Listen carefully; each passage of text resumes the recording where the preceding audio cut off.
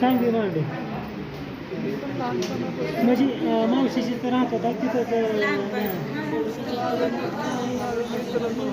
जोडले मित्र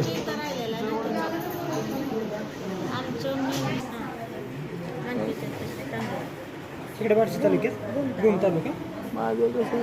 माझं सख्खे भाव आहे आधी तो हां म्हणजे माझा विश्वास सांगा हां बरं मंगलहारी पोळे काय घडली घटना म्हणजे माझ्या मुलाचा साखरपुडा झाला होता काही दिवस त्याच्याबरोबर हिंडली फिरली 2-3-4 वर्ष हिंडली तिला मी सगळं परपंच सगळं घेऊन दिलं होतं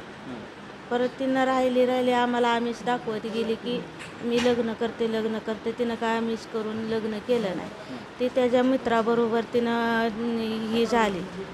त्यांनी काय केलं माझ्या साताऱ्याकडे तिकडं माझ्या मुलीकडे गेला होता तिथं पण त्यांनी उचलून असंच नेऊन मारहाण केली साताऱ्यात सोडून दिलं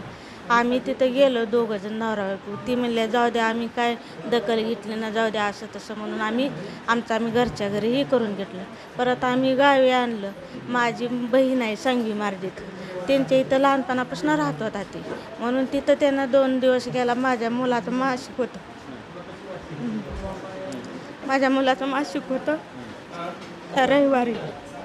6 तारखेला म्हणून हे ना तिकडं 2 दिवस जातो मला कर म्हणा म्हणून गेला होता त्यांना तिथनं त्यांनी आमच्या बहिणीच्या घरापासून उचलून नेलेला आहे आणि त्यांनी तिथं कुठं मारून टाकण्याचा प्रयत्न केला त्यांनी तुमची मागणी काय आता मागणी काय आहे? माझी मागणी माझ्या मुलाला योग्य ती ही करावा न्याय निवडून द्यावा त्या पुरीला पहिला पोरगी पाहिजेत समोर आणि अजूनपर्यंत त्यांनी काही ही केलं ना अजूनपर्यंत गावले नाहीत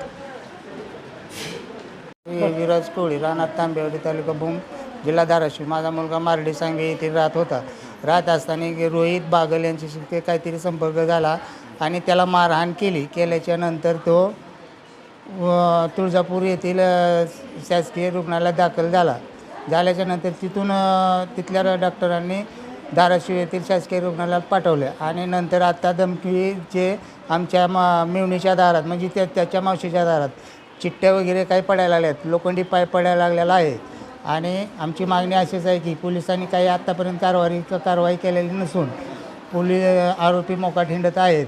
तरी त्यांना योग्य ती कारवाई करावी आणि योग्य ते कलम लागण्यास यावे 307 कलम लागण्यात यावे